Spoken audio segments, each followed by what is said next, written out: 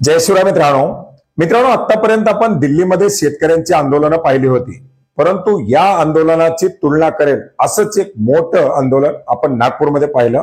बच्चू कडू यांच्या माध्यमातून शेतमजूर, शेतकरी, शेतकऱ्यांची कर्जमाफी सह अनेक महत्वाच्या अशा विषयावरती हे एक आंदोलन उभा करण्यात आलेलं होतं आणि आंदोलनाला सरकारचाही विश्वास बसणार नाही, राज्यातील जनतेचाही विश्वास बसणार नाही किंवा शेतकऱ्यांनी अपेक्षा केली नव्हती असा एक मोठा प्रतिसाद, मोठा पाठिंबा मिळाला. अनेक शेतकरी संघटना, अनेक राजकीय पक्षाचे नेते, वेगवेगळ्या जाती धर्माचे शेतकरी या ठिकाणी एक झाले आणि एक मोठं आंदोलन या ठिकाणी उभा राहिलं. आंदोलन उभा राहिल्यानंतर कर्जमाफी केल्याशिवाय किंवा कर्जमाफी झाल्याशिवाय हे आंदोलन मागे हटणार नाही अशा प्रकारचं एक पवित्र आंदोलनकर्त्यामध्ये होता, बच्चू कडू यांच्यामध्ये होता आणि याच्या संदर्भातील बैठक पार पडली. सरकारनं तारीख जाहीर केली आणि आंदोलन आता काही शमलं. मग हे आंदोलन जे झालं, या आंदोलनाला यश आलं की अपयश आलं अशा प्रकारच्या मोठ्या चर्चांना आता उधाण आलं. बऱ्याच जणांच्या माध्यमातून या आंदोलनावरती टीका टिप्पण्या केल्या. अक्षरशः बच्चू कडू यांच्या शेतकऱ्याविषयी असलेल्या तळमळीवरती सुद्धा प्रश्नचिन्ह निर्माण केले. ते सरकारला विकले गेले किंवा सरकारनं त्यांची सेटलमेंट केली, असे अनेक सारे आरोप आता त्यांच्यावरती करायला सुरू झालेले आहेत. या आंदोलनाचं श्रेय लाटण्यासाठी काही विविध लोकांच्या माध्यमातून प्रयत्न केले गेले होते, ते देखील आता या ठिकाणी काहीसे नाराज होताना दिसत आहे. मग या सर्व परिस्थितीमध्ये शेतकरी मात्र बिचारा संभ्रमात पडलाय की नेमकं आपल्याला काय मिळालं, यश आलं की अपयश आलं. मित्रांनो, याच्याच बद्दलची आपल्याला मला जी काही समजली ती माहिती किंवा याचं यश आणि अपयश हे आज आपण या ठिकाणी समजून घेण्याचा प्रयत्न करणार आहोत. मित्रांनो, आंदोलनाचं यश म्हणजे शेतकऱ्यांची कर्जमाफी. कुठलंही सरकार असलं तरी एका दिवसामध्ये आंदोलनाच्या पार्श्वभूमीवर कुठलाही निर्णय घेऊ शकत नाही, कारण सरकारची असलेली प्रतिमा, त्यांचा असलेला एक दर्जा हा जर या आंदोलनामुळे जर समजा लगेच ताबडतोब आजच आम्ही कर्जमाफी करतोय अशी जर घोषणा केली असती तर येणाऱ्या निवडणुकीला या सरकारला सामोरं जाणं अक्षरशः अवघड झालं असतं. कारण एका आंदोलनाच्या पार्श्वभूमीवरती जर कर्जमाफीची जर घोषणा झाली तर सरकार कुठंतरी नमलं हा एक संदेश या ठिकाणी गेला असता आणि खरंच जर कर्जमाफी झाली असती तर 100% हे एक या आंदोलनाचं यश असतं. मग या आंदोलनाला अपयश आलं का? नाही. मित्रांनो, एकंदरीत आपण जर पाहिलं तर गेल्या अन्नत्याग आंदोलनाच्या वेळी विविध मागण्या बच्चू कडू यांच्या माध्यमातून करण्यात आल्या होत्या. तब्बल 22 मागण्या करण्यात आल्या होत्या. याच्यामधील फक्त दिव्यांगाचं अनुदान ही एक वाढ करण्यात आली होती, परंतु आम्ही समिती कर्जमाफीसाठी गठीत करणार आणि गठीत केली आहे हे फक्त तोंडी सांगण्यात आलेलं होतं. याचा GR ज्यावेळेस हे आंदोलन उभा राहिलं त्या तारखेला म्हणजे 30 ऑक्टोबरला या ठिकाणी काढण्यात आला. हे सगळ्यात मोठं पहिलं यश या आंदोलनाचं आहे. कारण हे जर आंदोलन उभा राहिलं नसतं तर अभ्यास करण्यासाठी जी समिती गठीत केली आहे ती सुद्धा केली गेली नसती. आता समिती गठीत केली आहे त्याचं काय की समिती गठीत करून हा अभ्यास करणार आहे, एप्रिलच्या पहिल्या आठवड्यामध्ये डाटा देणार आहे आणि तिथून पुढच्या कालावधीमध्ये शेतकऱ्यांची कर्जमाफी केली जाणार आहे. शेतकऱ्यांची कर्जमाफी करत असताना आज आपण पाहिले की लाडकी बहीण योजना राबवली. जर राबवली नसती तरी सरकारला प्रॉब्लेम आहे. उद्या लाभार्थी कमी केले तरी सरकारवरती टीका होती. उद्या हप्त्यामध्ये वाढ केली तरी टीका होणार आहे. उद्या हप्ता कमी केला तरी टीका होणार आहे. कारण विरोधकाला, राजकीय पक्षांना त्याचं एक कुठलं ना कुठलं तरी पॉइंट शोधून श्रेय घ्यायचं असतं.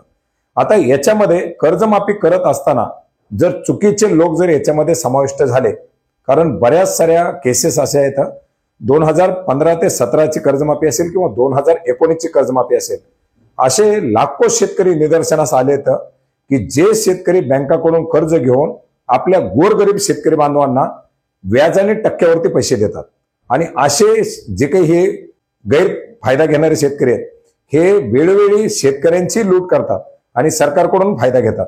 याच्यावरती लेखी पुरावे, याच्या संदर्भातील खूप सारी माहिती सरकारला यापूर्वी सुद्धा सादर करण्यात आली. 2019 मध्ये सुद्धा याच्यामध्ये असे शेतकरी अपात्र करावेत अशी मागणी करण्यात येत होती, परंतु फक्त इन्कम टॅक्स भरणारे, नोकरदार, पेन्शनवाले हे ते क्रायटेरिया राहून त्याच्यामधून सुद्धा ते शेतकरी कुठेतरी वाचते होते. मग ही कर्जमाफी करत असताना खरोखर गरजेचा जो शेतकरी आहे, ज्याची खरंच कर्ज येतं, ती पीक कर्ज येतं, पिकाच्या प्रकारानुसार घेतलेली कर्ज येतं, क्षेत्राच्या जमिनीच्या मर्यादेनुसार घेतलेली कर्ज येतं, या सर्व प्रकारानुसार ती कुठेतरी आता अभ्यास वगैरे केला जाणार. जो काही अभ्यास करेल ते त्या समितीला माहिती आहे, परंतु एका वरिष्ठ अधिकाऱ्याच्या अध्यक्षतेखाली ही समिती गठीत करण्यात आलेली आहे. समिती गठीत करण्यात आली हे पहिलं या आंदोलनाचं यश आहे. याच्या व्यतिरिक्त आपण पाहिलं होतं की आंदोलन होणार याच दिवशी म्हणजे 29 ऑक्टोबर 2025 रोजी राज्यामधील छत्रपती संभाजीनगर आणि जालना हे दोन्ही जिल्हे अतिशय मोठ्या प्रमाणात बाधित झालेले जिल्हे होते. 1 रुपयाही या जिल्ह्यातील शेतकऱ्यांना नुकसान भरपाईचा मिळालेला नव्हता. ताबडतोब सरकारच्या माध्यमातून हा प्रस्ताव जो 16 ऑक्टोबर 2025 रोजी पाठवण्यात आलेला प्रस्ताव तब्बल 13 दिवसापासून सरकारकडे पडून होता, तो एका दिवसात तो मंजूर करण्यात आला आणि वर्धा, छत्रपती संभाजीनगर आणि जालना या 3 जिल्ह्यासाठी 913 कोटी रुपयाची नुकसान भरपाई त्या जीआरच्या माध्यमातून मंजूर करण्यात आली. आता हा विषय इथं संपला नाही. याच्या व्यतिरिक्त पुढचा विषय होता अमरावती जिल्ह्याचा. अमरावती विभागामध्ये सर्व जिल्ह्याला वाशिम असेल, बुलढाणा असेल, अकोला असेल, यवतमाळ असेल या 4 जिल्ह्यांना नुकसान भरपाई मंजूर करण्यात आली होती. अमरावती मधील जिल्हे अंशतः बाधित, पूर्णतः बाधित मध्ये समाविष्टही करण्यात आले, परंतु एकही रुपया अद्याप अमरावती जिल्ह्यातील शेतकऱ्यांना अशी मोठी मदत म्हणून जाहीर करण्यात आलेला होता. तब्बल एकाच दिवसामध्ये म्हणजे काल 30 ऑक्टोबर 2025 रोजी 1110 कोटी रुपयाच्या आसपासची रक्कम, याच्यामध्ये फक्त अतिवृष्टी बाधितच नाही तर याच्यामध्ये सततच्या पावसाच्या अनुदानामध्ये बाधित झालेले शेतकरी सुद्धा, म्हणजे 25 मिलीमीटर पाऊस 3 लगातार 5 दिवस असा जो काही त्याचा क्रायटेरिया आहे, त्या क्रायटेरियामध्ये बसलेले शेतकरी सुद्धा याच्यामध्ये पात्र करण्यात आले आणि 1110 कोटी रुपयाची रक्कम ही एका जीआरच्या माध्यमातून एका दिवसामध्ये अमरावती जिल्ह्यातील शेतकऱ्यांना मदत वितरण करण्यासाठी मंजुरी दिली, ज्याच्यामध्ये रबीचं हेक्टरी 10,000 रुपयाचं अनुदान आणि 570 कोटी रुपये हे 8,500 रुपये प्रति हेक्टरच्या मर्यादेमध्ये तब्बल 5 लाखाच्या आसपास शेतकरी याच्यामध्ये पात्र करण्यात आले. याच्या व्यतिरिक्त छोटे मोठे जीआर या ठिकाणी काढण्यात आले. दुसरा महत्वाचा असा विषय, रबीच्या अनुदानावरती गेल्या काही दिवसापासून कुणीच बोलत नव्हतं. फक्त दिलं जाणार, आम्ही 32,000 कोटीचं पॅकेज जाहीर केलेलं आहे, 8,500 रुपये प्रति हेक्टर वाटतोय, लवकरच मदत जाईल वगैरे वगैरे चालू होतं. पण रबीचं अनुदान कधी दिलं जाणार, त्याच्यासाठी निधीची तरतूद, मंत्रिमंडळाची मंजुरी, जीआर अद्याप कुठल्याही घटना घडत नव्हत्या. आणि अखेर याच आंदोलनामुळे आणि या बाबीचा वाढता रोष शेतकऱ्यांमध्ये वाढू नये म्हणून राज्य शासनाच्या माध्यमातून झालेल्या मंत्रिमंडळाच्या बैठकीमध्ये 10,000 कोटी रुपयाच्या निधीच्या वितरणाला मंजुरी दिली. त्याचा काल एक 1765 कोटी रुपयाचा जीआर, पहिला जीआर हा निर्गमित करण्यात आला. समजा आज एखादा येऊ शकतो, उशिरापर्यंत येऊ शकतो किंवा सोमवारी येईल, पण येत्या 15 दिवसामध्ये हे पैसे शेतकऱ्यांच्या खात्यामध्ये वाटप केले जातील अशी माहिती त्याच्यामध्ये देण्यात आली. आता सध्याच्या परिस्थितीला काल मुख्यमंत्र्यांनी सांगितलं की नुकसान झालेल्या परिस्थितीमध्ये जर समजा एक शेतकरी म्हणून विचार केला आणि कर्जमाफी जर झाली, आता सध्या राज्यातील 283 तालुक्यामध्ये कोणत्याही बँकेला कर्ज वसुली करण्यासाठी मनाई करण्यात आलेली आहे, सर्व बँकांना, की कुठल्याही शेतकऱ्यांची या बाधित तालुक्यांमध्ये कर्ज वसुली करायची नाही. आता कर्ज वसुलीला मना करण्यात आलेली म्हणजे 30 जून 2026 पर्यंत कुठल्याही शेतकऱ्याला बँकेला कर्ज मागता येणार नाही किंवा वसुली करता येणार नाही. त्याच्यावरती गुन्हे दाखल केले जाऊ शकतात, तशा तक्रारी बँकावरती दिल्या जाऊ शकतात. बऱ्याच शेतकऱ्यांना धाराशिवमध्ये नोटीसी देण्यात आल्या होत्या, नंतर त्याच्या पुढे काही अशा कारवाई करण्यात आल्या. आता कर्जाची वसुली जर केली जाणार नसेल आणि जर कर्जमाफी होणार असेल तर व्याजाचा डोंगर असेल किंवा कर्ज असेल याचा शेतकऱ्यांना सध्या तरी अर्थात काही देणं घेणं नाही.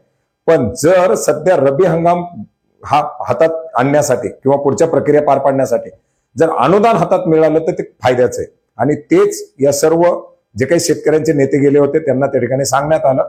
अगदी शेतकऱ्याला सुद्धा समजणारी बाब आहे, त्याच्यामुळे त्यांनीही मान्य केलं आणि हे आंदोलन कुठंतरी आता या मागण्यावरती थांबवण्यात आलं.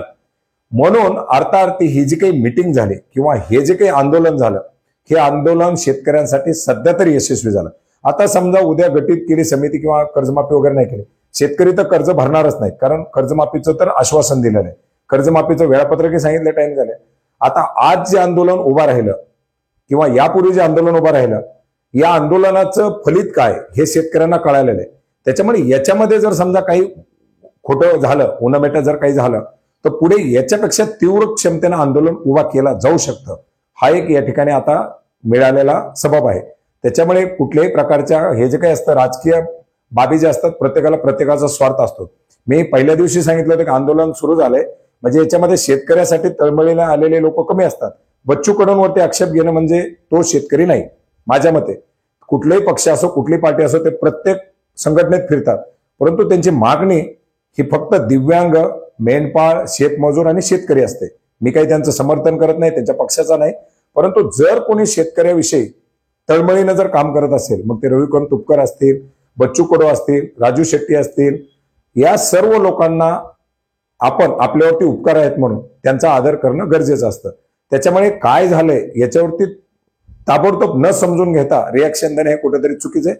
झालेल्या आंदोलनाला यश मिळाले आणि जर याच्यामध्ये जरी काही आणखीन असेल तर याच्या दुपटीनं आंदोलन उभा करण्याची ताकद त्यांच्यामध्ये आहे आणि हेच आपण समजलो, हे तुम्हाला मी समजण्याचा प्रयत्न केला. धन्यवाद.